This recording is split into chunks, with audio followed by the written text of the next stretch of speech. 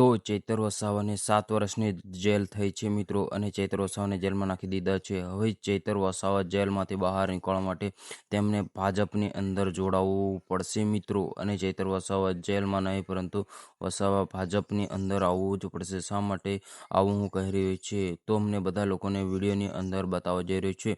તો મિત્રો નમસ્કાર મિત્રો, તમારું એક નવા વિડીયોમાં હાર્દિક સ્વાગત છે. તો સૌ પ્રથમ ચેનલ પર આવ્યા હોય તો ચેનલને સબસ્ક્રાઈબ કરી દીજો અને વિડીયોને વધુમાં વધુ શેર કરો મિત્રો, જેથી ચૈતર વસાવાના માણસોને ખબર પડે. તો મિત્રો સૌથી મોટા સમાચાર મળી રહ્યા છે. ચૈતરભાઈ વસાવાને મિત્રો જેલની અંદર મૂકી દીધા છે, અને 9 વ્યક્તિઓને જેલની અંદર મૂકી દીધા છે. સતત 7 વર્ષની જેલની સજા થઈ મિત્રો. અને તમે વિચારો કે એક એમ્બ્યુલન્સ 7 વર્ષની સજા થાય તો ક્યાંક ને ક્યાંક ચૈતરભાઈ વસાવા, તેમની પત્ની સહિત બીજા 7-8 લોકોને જેલમાં નાખવામાં આવે છે. 2023ની અંદર વન વિભાગ ફાયરિંગની લઈને જે ઘટના બની હતી અને બબાલ થયો હતો, હાલ મિત્રો કોર્ટમાં સૌથી મોટો ચુકાદો આપવામાં આવ્યો છે. આ દોષિત કર્યો હતો મિત્રો ચૈતર વસાવા અને તેમની સાથે જેટલા પણ લોકો હતા, આ બધાને દોષિત કરવામાં આવ્યા હતા, અને કોર્ટે ચૈતરભાઈ વસાવાને સહિત જેટલા પણ લોકો હતા જેલમાં નાખી દીધા છે મિત્રો. અને મિત્રો ચૈતરભાઈ વસાવા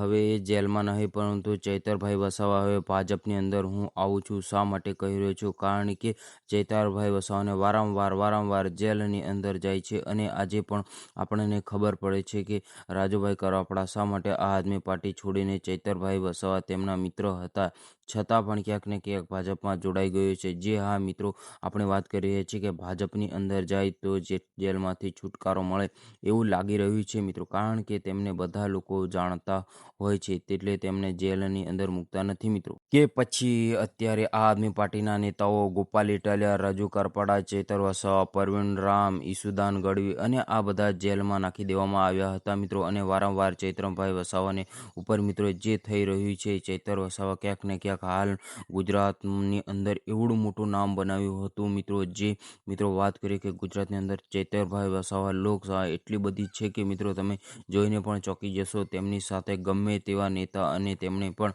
હરાવી શકે છે. ચૈતર વસાવા લોકશાહી એટલી બધી છે કે ચૈતર વસાવા જેલમાં છે તો શું મિત્રો, તેમનું તે 2 વર્ષ કરતાં પણ વધારે જેલની સજા થઈ હતી મિત્રો. અને મિત્રો તેઓ ચૈતરભાઈ વસાવા ડેડિયાપાડાના એમએલએ હતા મિત્રો. હવે પણ તેઓ એમએલએનું પદ છે કે નહીં તે શું ખબર છે મિત્રો. અને ચૈતર વસાવા જેલમાં તો શું તેમનું 2 વર્ષ પણ કરતાં વધારે તે જેલની સજા થાય છે.